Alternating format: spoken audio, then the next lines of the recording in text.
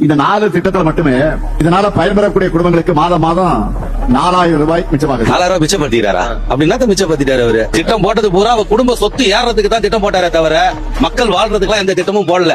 திட்டம் போட்டோன்ற பேர்ல அவங்க செஞ்ச மகா சாதனை என்னன்னா, எங்க கிட்ட இந்த பஸ் பேர் 10 ரூபாய் இருந்த பஸ் பேரை 29 ரூபாய் ஆக்கி லேடிஸ்க்கு இலவச பஸ் கொடுக்குறன்ற பேர்ல ரீலக்ஸ் பஸ் ஒண்ணு விட்டு 40 ரூபாய் புடுங்கினதான் மிச்சம்.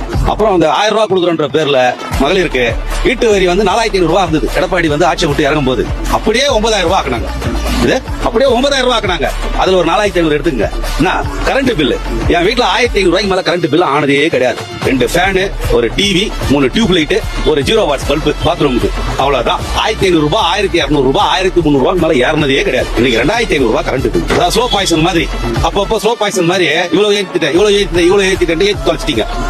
என்னத்த சாதனை பண்ணாரு? ஓட்டு கேட்டு வந்தாருன்னு வைங்களா, மக்கள்லாம் அவ்வளவு வெறியில இருக்கிறாங்க அவங்க பேர்ல, திமுக பேர்ல.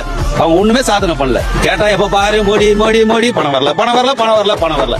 அப்ப மோடி 19 ஸ்டேட்ல ஆள்றாரு. அங்கெல்லாம் பணம் கொடுக்காம தான் அங்க ஆள்றாங்களா? அங்கெல்லாம் மக்கள் வாழலையா? நீ மட்டும் தான் இங்க ஆட்சி பண்றியா? மதசார்பின்மை சொல்றிய. உனக்கு மதசார்பின்மை சொல்றதுக்கு உனக்கு இன்னும் யோக்கியதை இருக்குது. திருப்பரங்குன்றத்துல தீபம் 1/2 லிட்டர் எண்ணெய் ஒரு திரியில முடிய வேண்டிய விஷயத்த ஊதிய பெருசாக்கி அந்த ஊர் மக்கள் எல்லாம் அடக்குமுறைன்ற பேர்ல அடக்கி